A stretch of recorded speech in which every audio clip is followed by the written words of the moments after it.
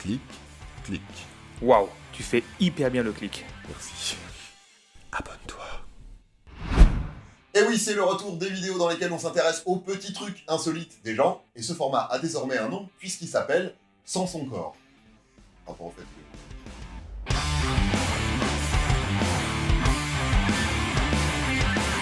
La dernière fois, on avait parlé de Tanguy de la chaîne Can You Dance et de sa sueur qui sont la weed. Aujourd'hui, on va s'intéresser au cas de Juliette de la chaîne Parlons peu, mais parlons, qui a la particularité d'éternuer environ 1000 fois de suite.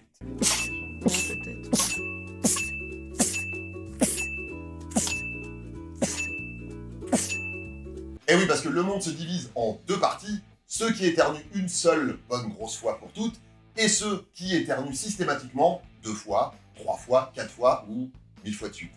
Et on va voir de quoi il en retourne. Alors déjà, pourquoi on éternue? C'est mignon, c'est rigolo, mais à quoi ça sert? Je sais pas si vous vous en rappelez, on en avait déjà parlé dans la vidéo sur les crottes de nez. Le nez, c'est une sorte de filtre qui sert à réchauffer l'air, à l'humidifier et à emprisonner les petites particules qui voudraient essayer de rentrer pour éviter qu'elles aillent jusqu'à nos poumons. Pour les capturer, il est équipé de 2 systèmes ultra perfectionnés, des poils et du mucus. De la morve, comme on dit vulgairement, même si en vrai c'est pas tout à fait ça. Pour se débarrasser de ces petites cochonneries coincées dans les poils et dans le mucus, il y a plusieurs écoles.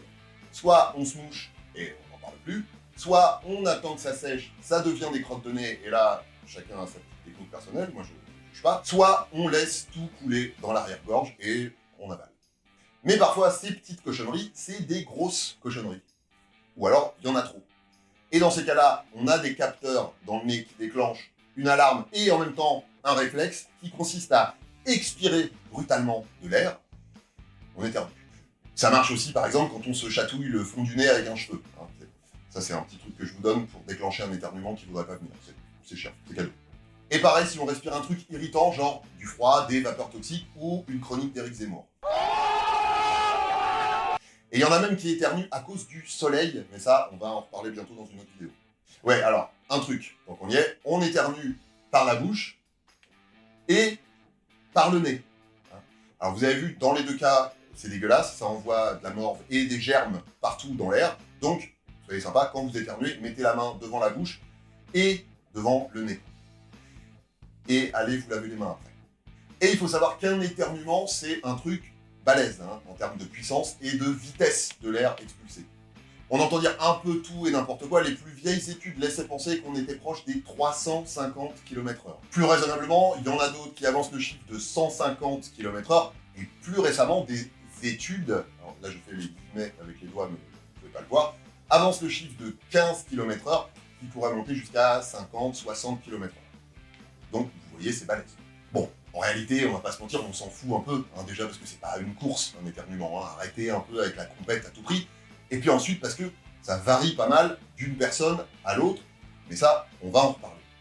Retenez juste qu'un éternuement, c'est une expiration assez vénère. Suffisamment vénère pour risquer potentiellement d'abîmer la gorge, les parois des poumons, les tympans, voire les vaisseaux du cerveau, si vous éternuez en vous bouchant le nez et en fermant la bouche. Donc, faites pas ça. Quand il faut que ça sorte, il faut que ça sorte. Mais alors, pourquoi on n'éternue pas tous de la même façon? Ça dépend de plein de trucs, comme de la forme et de la structure de notre nez, des os de notre visage et de nos voies respiratoires, mais aussi de notre personnalité, si on en croit un neurologue et psychiatre nommé Alan Hirsch, qui compare ça au rire. On n'a pas le même rire, ni les mêmes éternuements, suivant qu'on est timide ou extraverti, par exemple. C'est sa théorie. Mais il y a aussi une explication qui est beaucoup plus pragmatique. On éternue tant que le boulot n'est pas fini. Si la forme de votre visage ou votre timidité vous fait éternuer tout doucement, par exemple, il vous faudra peut-être 3 fois pour arriver à vos fins. Genre, une fois pour décrocher le truc qui vous chatouille le fond du nez, une deuxième fois pour l'amener un petit peu vers l'avant, et une troisième pour l'expulser définitivement. Et donc c'est tous ces critères mis bout à bout qui vont déterminer si vous êtes dans la team « j'éternue une fois » ou « j'éternue 2 fois » ou 3 fois ou environ 1000 fois.